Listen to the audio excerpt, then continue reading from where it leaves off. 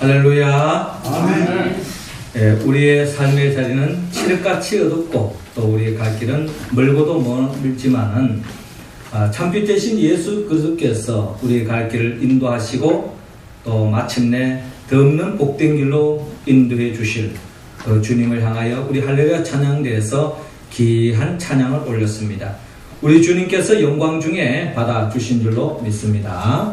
네, 찬양의 가사처럼 빛 대신 주님의 인도하심을 따라 오늘 우리의 삶의 자리에 놓여 있는 그 어둠이 물러가고 빛 대신 주님으로 더 없는 밝은 아침을 열어가는 우리 모두가 되기를 주의 이름으로 축원합니다.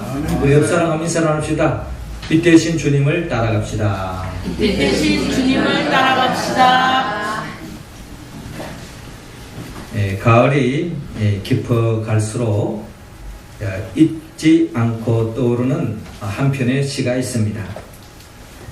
로버트 프로스트가 지은 가지 않는 길입니다. 이 시는 이렇게 시작합니다.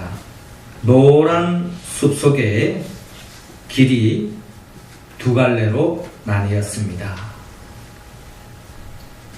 그리고 이 시는 이렇게 마칩니다.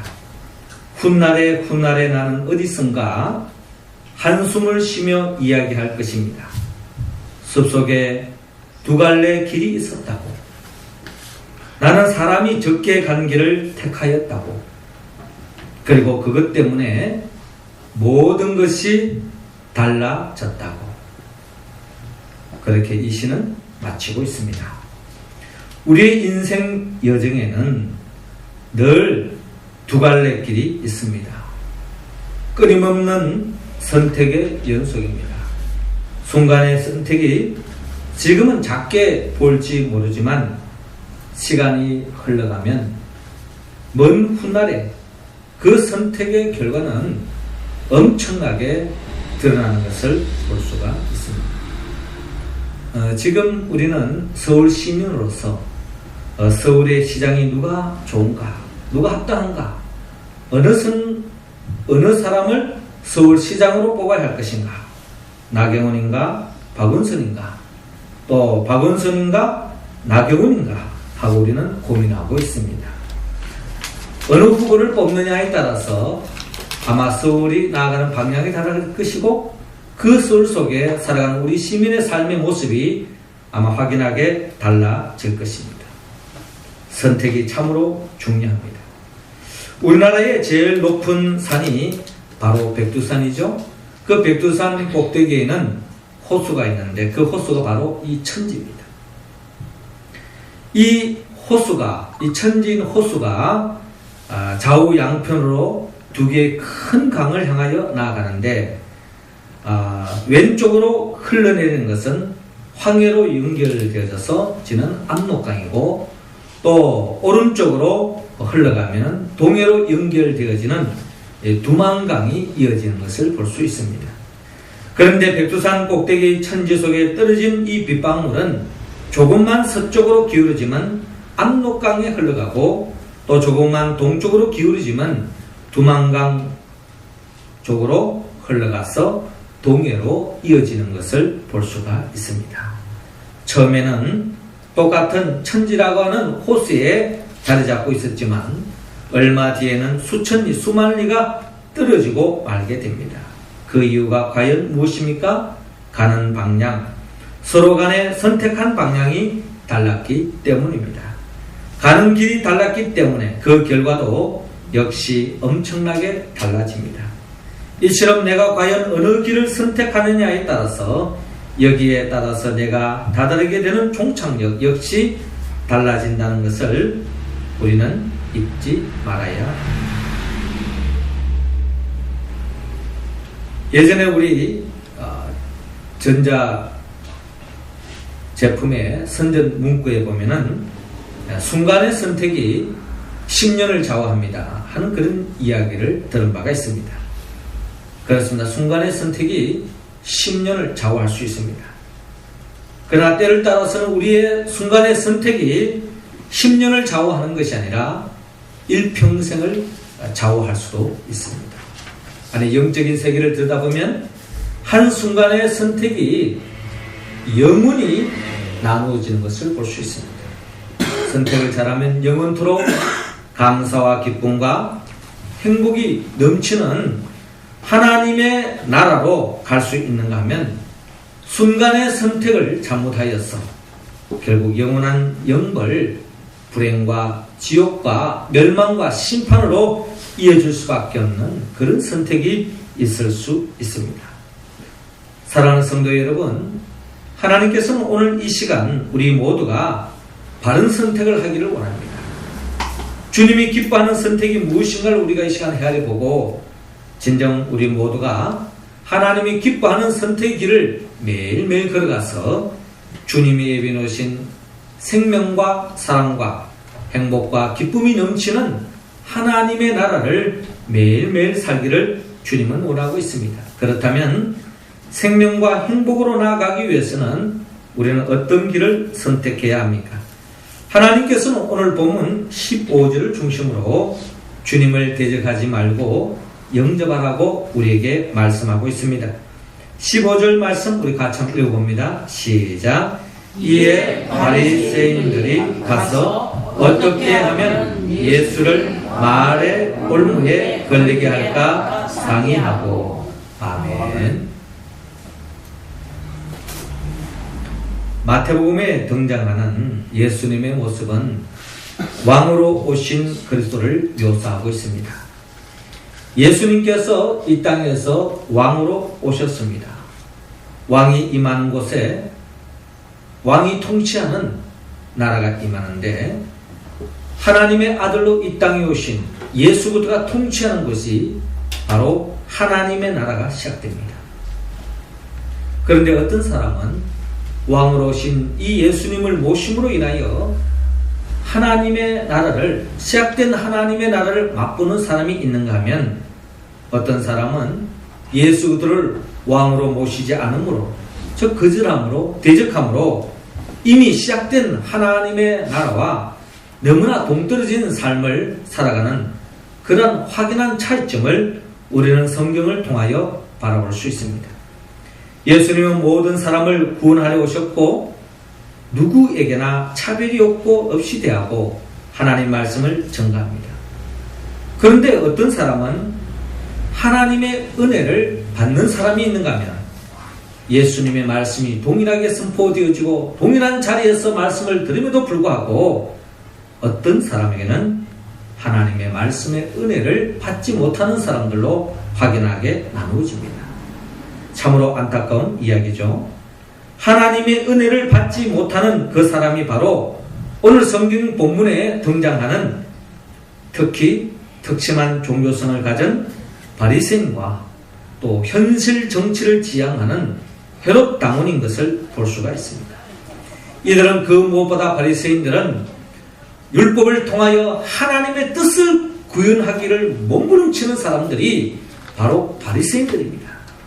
그리고 헤롯 당원들도 그 누구보다 하나님의 나라를 이 땅에 구현하기 위해서 그들은 그 어떠한 희생도 감수하면서 몸부림쳤던 하나님의 나라의 일꾼으로서 살아가기 위해서 몸부림쳤던 헤롯 당원들입니다.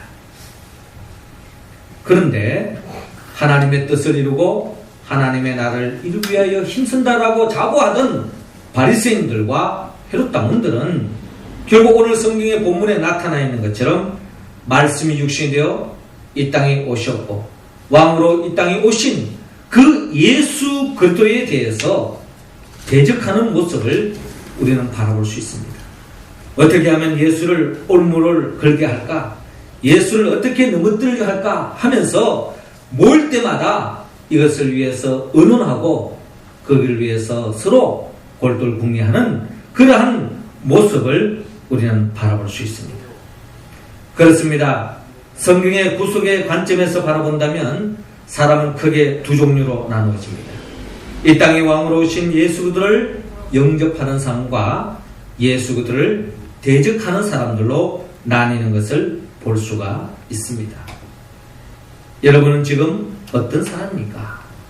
여러분들은 이제 어떤 사람이 되기를 원합니까? 하나님은 주님을 대적하는 자에게 경고합니다. 특별히 사무엘상 2장 30절의 말씀을 보면은 나를 존중히 여기는 자를 내가 존중히 여기고 나를 멸시하는 자를 내가 경멸히 여기리라 라고 주님께서 경고하십니다. 이렇게 경고하신 우리 주님께서는 이 땅에 말씀이 육신돼 이 땅에 오셨고, 특별히 지지난주에 나눴던 마태복음 21장에 보면 그 예수님은 돌로 표현하고 있습니다. 그 돌은 마치 그 예수를 영접하는 사람들에게 있어서는 그 인생에 없어서는 안 된 반석이요, 또한 피할 바위로서 우리의 삶에 머릿돌이 되어주시고 기초석이 되어주셔서 우리의 삶을 더떤 환난과 역경으로부터 지켜주는 그와 같은 주님인가 하면은, 그러나 그 예수들을 영접하지 않고 대적하고 그 주님을 거스르는 그 인생은 바로 마태복음 21장 44절에 보면 이 돌 위에 떨어지는 자는 깨어지겠고 이 돌이 사람 위에 떨어지면 저를 가루로 만들어 흩어지라 라고 말씀하고 있습니다. 이처럼 예수 그들을 어떻게 받아들이냐에 따라서 그 인생길이 축복의 길로 가느냐, 저주의 길로 가느냐, 영생의 길로 가느냐, 영벌로 길로 가느냐 하는 것이 확연하게 드러나는데, 사실 복음은 복잡한 게 아닙니다. 간단한 이야기입니다. 예수 그들을 어떻게 받아들이냐, 이것이 바로 문제라는 것입니다. 성경은 우리에게 약속합니다. 예수 그들을 영접하는 자, 곧 그 이름을 믿는 자들에게는 하나님의 자녀가 되는 권세를 주신다라고 말씀하셨어요. 요한복음 10장 10절에는 도적이 오는 것은 도둑질하고 죽이고 멸망시키는 것뿐이요, 내가 온 것은 양으로 생명을 얻게 하고 더 풍성히 얻게 하려는 것이라 라고 말씀하고 있습니다. 예수를 나의 주 나의 하나님으로 믿고 의지하며 나아갈 때에 주님께서는 우리의 인생의 주인이 되시고 우리 인생의 회복자가 되어주셔서 마귀로부터 빼앗겼던 모든 것을 되찾게 해주시고 회복시켜 주신다는 거예요. 잃어버린 하나님의 생명을 되찾게 하고 잃어버린 하나님의 나라를 되찾을 수 있도록 축복해 주신다는 것입니다.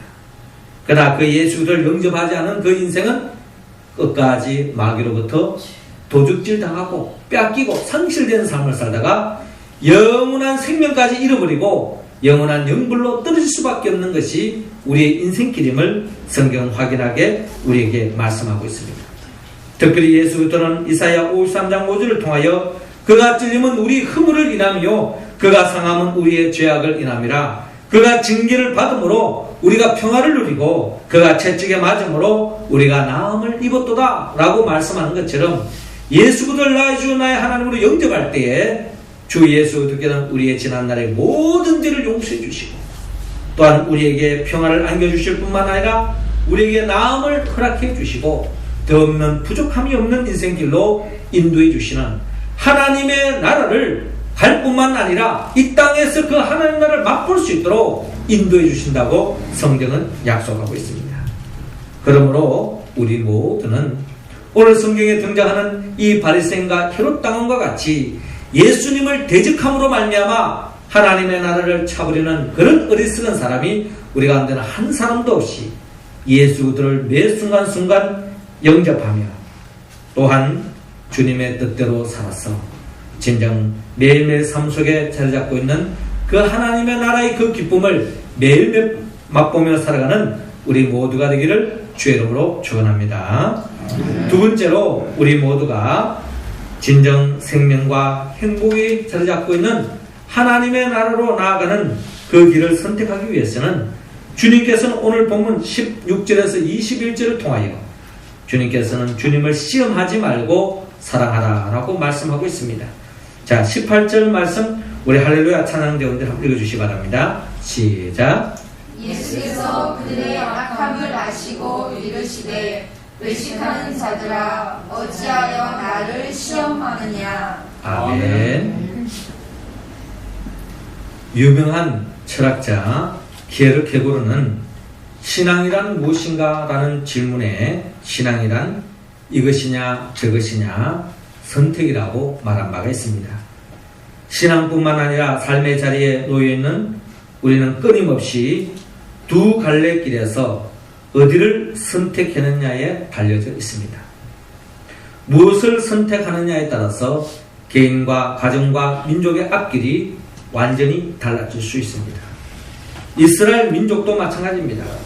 예수 그리스도에 대하여 어떻게 생각하느냐에 따라서 민족의 흥망성쇠가 달려져 있습니다. 예수 그리스도에 대한 선택은 두 가지입니다. 예수님을 사랑하느냐, 예수님을 시험하느냐, 이 두 가지 길에 놓여 있습니다. 오늘 성경에 등장하는 이스라엘 민족의 종교적 대표성을 띠고 있는 바리새인, 그리고 이스라엘 민족의 정치적 대표성을 띠고 있는 헤롯 당원들은 결국 예수님을 사랑하는 모습으로 다가가는 것이 아니라 예수님을 시험하고 있는 모습을 볼 수가 있습니다. 사실 그들은 겉으로 보기에는 아주 예수님을 존경하고 예수님을 사랑하는 그런 외형적으로 모습으로 보여지지만 그들의 속마음은 그와는 완전히 반대였습니다. 특별히 오늘 본문 16절을 보면 우리가 아노니 당신은 참되시고 진리로 하나님의 도를 가르치시며 아무도 끄리낀 일이 없으시니 이는 사람을 외모로 보지 아니하심이니이다 라고 고백하고 있습니다. 자, 이 말씀을 액면 그대로 우리가 받아들일 때에 이 바리새인과 헤롯 당원들은 예수님은 참되십니다, 진리로 하나님의 도를 가르칩니다 하면서 더없이 예수님을 할 수 있는 최고의 찬사를 드리고 있는 모습을 볼 수가 있습니다. 우리 모두가 본받아야 할 모습 아니겠습니까? 그런데 그들의 속마음이 중요합니다. 주님은 실로 그들이 말한 것처럼 주님은 사람의 외모를 보지 않으시고 사람의 중심을 보는 분입니다. 그들은 겉으로는 이렇게 주님에 대해서 아주 찬사를 아끼지 않고 있지만 그들의 속마음은 완전히 다른 것입니다. 어떻게 본다면 양의 탈을 쓴 늑대와 같은 사람, 겉으로 보기에는 천사 같지만 속마음은 이미 마귀의 시험에 빠져서 마귀의 영에 이끌려서 마귀의 종로로 사고 있는 그런 바리새인들과 헤롯의 모습을, 헤롯 당원들의 모습을 우리는 성경을 통하여 바라보아야 합니다. 왜냐하면 우리도 이 세상을 살아갈 때에 우리는 이러한 현상을 많이 경험할 수 있기 때문입니다. 겉으로 보기에는 양과 같고 천사와 같지만 그의 속마음은 이미 어둠의 영에 물들어져서 썩어짐의 종로를 하고 있고 마귀의 종로를 하고 있고 음흉하기 짝이 없는 사악한 예수님을 죽이려고 하는 그런 마음들이 자리잡고 있는 사람들을 우리는 많이 대할 수 있기 때문입니다. 그러기에 주님께서는 이들이 겉으로는 웃음을 띠고 있지만 속으로는 칼을 갈고 있는 그들의 본성이 이제 드러납니다. 특별히 오늘 본문 17절에 보면 가이사에게 세를 바치는 것이 가하니까 불가하니까 라고 예수님에게 질문을 하고 있습니다. 이 질문은 바로 그들의 속마음을 그대로 읽을 수 있습니다. 예수님은 완전히 올무에 걸어서 넘어뜨리기 위한 계략적인 질문이라는 것입니다. 예수님께서 가하다고 하면은 이때에 바리새인들이 하나님을 모독한다 라고 정죄할 것이고 또 불가하다 라고 이야기하면은 바로 현실법 위반으로 예수님을 고발하려고 지금 노리고 있습니다. 자, 그래서 바리새인, 이렇게 말하면 바리새인들의 올무에 걸리고 저렇게 말하면 헤롯 당원들의 올무에 걸리는 것이 지금 예수님의 상황입니다. 이때 예수님께서 21절에 보면 가이사의 것은 가이사에게 하나님의 것은 하나님께 바치라 라고 주님께서 말씀하고 있습니다. 예수님의 지혜가 돋보입니다. 뱀같이 지혜롭고 비둘같이 순결하라고 제자들에게 말씀하셨던 것처럼 예수님께서 더없이 비둘같이 순결하고 뱀같이 지혜롭게 이 올무에서 벗어나시는 예수님의 모습을 바라볼 수 있습니다. 가이사의 것은 가이사에게, 하나님의 것은 하나님께 바치라 라고 말씀하고 있습니다. 우리는 자칫 잘못하면 오늘 이 바리새인과 서기관들처럼 겉과 속이 다르는 우리의 모습은 아닌지 우리는 늘 우리 자신의 내면을 들여다봐야 할 것입니다. 겉과 속이 같아야 합니다. 겉으로는 주님을 따르고 주님을 사랑한 것 같지만 속마음은 주님을 시험하려고 하는, 주님을 넘어뜨리려고 하는 그런 마음을 가진 사람은 결국에는 지풀에 넘어질 수밖에 없고 자기가 파는 올무에 넘어질 수밖에 없고 결국에는 영원한 영벌에 떨어질 수밖에 없습니다. 우리 가운데는 다 바리새인과 오늘 이 헤롯 당원과 같은 그런 마음을 저하여버리고 우리의 신앙이 속마음과 겉모습이 다를 바 없이 진실한 모습으로 주님을 섬기며 나아가는 그와 같은 우리 모두가 되어서 진정 가이사의 것과 주님의 것을 잘 구별하여서 주님께 영광 돌리며 믿음의 길을 걸어가는 우리 모두가 되기를 주의 이름으로 축원합니다. 마지막 세 번째로 우리 모두가 이 가을에 성숙한 모습으로, 즉 생명과 행복일로 나아가기 위해서는 오늘 주님께서는 본문 22절을 중심으로 주님을 멀리하지 말고 함께하라고 말씀하고 있습니다. 자, 오늘 본문 22절 말씀 같이 한번 더 읽어봅니다. 시작. 저희가 이 말씀을 듣고 놀랍게 여겨 예수를 떠나가니라. 아멘. 자, 22절 이렇게 말합니다. 그들이 이 말씀을 듣고 놀랍게 여겨 예수를 떠나가니라. 예, 오늘의 본문 말씀 그대로입니다. 예수님의 주위에는 두 종류의 사람들로 확연하게 나누어지고 있습니다. 예수님의 말씀을 듣고 주님에게로 더 가까이 가는 사람이 있는가 하면 주의 말씀을 듣고 자기의 양심의 찔림을 받았어 결국에는 점점 더 주님으로부터 멀리하는 사람들로 볼 수가 있습니다. 예수의 말씀을 듣고 주님과 함께하고 사랑하는 사람이 있는가 하면 이별하고 대적하는 사람이 있습니다. 이런 사람들은 결국 주님이 예비해 놓으신 그 축복의 길로 나아갈 수 없다는 것입니다. 예수님의 말씀을 듣고 주님을 닮아가는 사람이 있는가 하면 점점 더 하나님의 말씀을 멀리함으로 결국 마귀를 닮아가는 사람이 있습니다. 그러기에 시편 1편에 보면 예수님의 말씀을 듣고 주야로 묵상하는 그 인생은 바로 시냇가에 심겨진 나무와 같다라고 말씀하지 않습니까? 늘 주님의 말씀을 가까이 하고 그 말씀이 때로는 울송이같이 달게 다가올 때도 있지만 때로는 그 말씀이 우리에게 채찍으로 다가오는 말씀이 있다 할지라도 늘 그 주의 말씀 앞에 내가 바로 서기 위해서 몸부림치고 가까이 나가는 그 인생은 시냇가에 심겨진 나무와 같다는 거예요.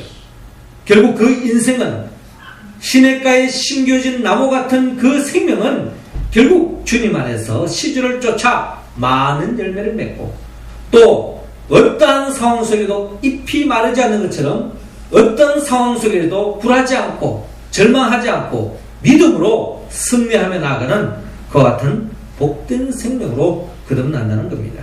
그러나 주님을 멀리하고 주님을 거역하고 대스리고 또 주의 말씀을 따르지 않는 그 인생은 시편 1편 4절의 표현에 의하면 그 인생은 마치 바람에 나는 겨와 같도다 라고 말씀하고 있습니다. 바람에 나는 겨가 뭡니까? 껍데기로는 마치 알곡과가 할 게 없이 보이지만 결국 죽정이라는 거예요.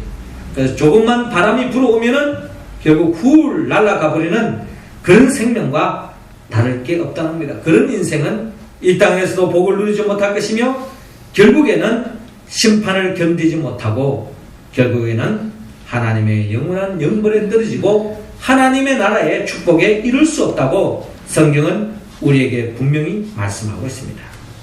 누군가가 그리스도와 함께하는 생은 끝없는 희망이다. 그리스도와 없이 사는 생은 소망이 없는 종말이다 라고 누군가가 이야기했습니다. 예수님과 함께할 때 우리는 풍성한 열매를 맺을 수 있습니다. 마치 포도나무가 포도나무에 붙어 있을 때 많은 열매를 맺는 것 같습니다. 그럼 우리가 잘 알듯이 포도나무 가지에 포도송이가 1년 12달 늘 주렁주렁 매달려 있는 것이 아닙니다. 이제 가을이 되면 잎이 다 떨어지고 이제 겨울이 되면 너무나 앙상해서 이 나무가 살았는지 죽었는지 모를 정도로 참으로 보잘것없는 것이 포도나무 아닙니까? 그러나 그 포도나무 가지가 겨울을 보내고 끝까지 붙어 있으면 또 봄이 되면 하나님의 때가 되면 반드시 열매를 맺습니다. 열매 맺기 전의 모습과 열매 맺은 포도나무의 모습은 이거는 너무나도 확연하게 차이가 나는 것을 볼 수가 있습니다. 우리가 믿음의 길을 걸어갈 때에 우리가 말씀 붙잡고 주님 바라보고 믿음의 길을 갈 때 항상 우리의 삶이 풍성한 열매 맺는 삶으로만 다가오지 않습니다. 때로는 앙상한 포도나무 가지처럼 우리의 삶 속에 절망이 자리 잡고 있고 어둠이 자리 잡고 있고 덮는 탄식과 같은 한숨만 내쉴 수밖에 없는 그런 삶의 자리도 없지 않아 있습니다. 그러나 끝까지 주의 말씀 붙잡고 주의 말씀에 순종하며 믿음의 길을 뚜벅뚜벅 한 걸음 한 걸음 나아갈 때에 반드시 하나님의 때에 풍성한 열매를 맺을 줄로 여러분 믿으시기 바랍니다. 뿐만 아니라 그 열매는 우리의 삶 속에 때를 따라서 성령의 9가지 열매를 맺게 합니다. 끝까지 주님을 붙잡고 나아가는 그 인생은 사랑과 희락과 화평과 오래 참음과 자비와 양성과 충성과 온유와 절제의 열매를 맺는 것을 볼 수가 있습니다. 여러분, 이 성령의 열매를 맺지 않으면요, 우리 인생은 끊임없이 남 탓만 하게 됩니다. 우리의 삶에 어려움이 오고 힘들 때마다 누구 때문이다, 누구 탓을 하면서 저 사람 때문에 서로가 불행해졌다고 이야기합니다. 남편은 아내를 향하여, 아내는 남편을 향하여, 부모는 자식을 향하여, 자식은 부모를 향하여 끊임없이 남 탓하면서 신세 타령하며 살아가는 것이 타락된 인간의 모습 아니겠습니까? 그러나 끝까지 주님만 바라보고 주의 말씀 붙잡고 믿음의 길을 걸어가는 그 인생은 바로 성령의 9가지 열매, 사랑과 희락과 화평과 오래 참음과 자비와 양성과 충성과 온유와 절제의 열매를 많이 맺었어. 그 누구로 인하여 내 인생이 좌우지되어지는 것이 아니라 나로 인하여 내 주의 모든 사람들이 복받는 그 같은 축복의 역사가 일어날 줄로 믿습니다. 이 가을에 여러분들이 그런 주인공이 다 될 수 있기를 주의 이름으로 축원합니다. 사랑하는 성도 여러분, 주님은 우리에게 늘 선택의 길 위에 놓여져 있다고 말씀하시며 바르게 선택하기를 원합니다. 대적하지 말고 영접하라. 시험하지 말고 사랑하라. 멀리하지 말고 주님과 함께하라고 우리에게 말씀하고 있습니다. 우리가 이런 바른 선택의 길로 나가기 위해서는 우리는 예수의 영 보혜사 성령의 도움을 받아야 합니다. 보혜사 성령은 예수님의 영입니다. 예수가 누구인가 바로 아는 사람에게 성령이 임합니다. 예수님이 누구죠?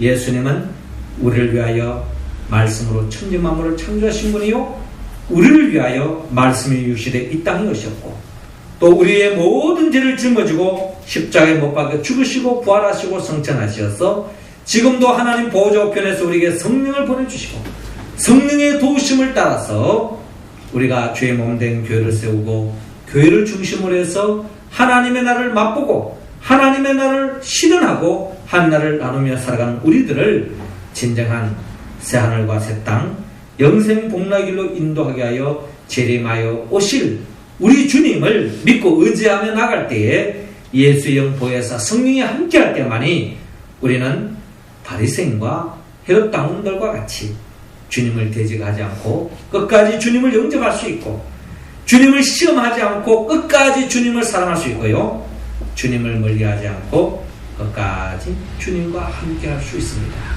오늘도 우리 모두가 성령의 도우심을 받아 이 말씀에 응답함으로 하나님께 영광 돌리고 또한 주님과 동행하는 삶 속에 주님이 예비해 놓으신 그 복을 받아 누리는 우리 모두가 되기를 주의 이름으로 축원합니다. 기도드리겠습니다. 생명의 영 보혜사 성령님이시여 끊임없이 선택해야 하는 삶의 여정 속에서 주님이 원하시는 것을 선택하기보다는 주님이 기뻐하지 않은 것을 생각하고 선택하며 살아왔습니다. 주님 앞에 회개하오니 우리의 죄를 용서하여 주옵소서. 이 시간 우리 모두에게 사랑의 영으로 충만히 채워주셔서 이제부터는 주님을 영접하고 사랑하고 함께함으로 주님이 오시는 그날까지 끝까지 주님이 기뻐하는 것을 선택하여 하나님께 영광 돌리고 매일매일 천국의 기쁨을 누리며 살아가는 우리 모두가 되게 하여 주옵소서. 예수님의 이름으로 기도드리옵나이다. 아멘.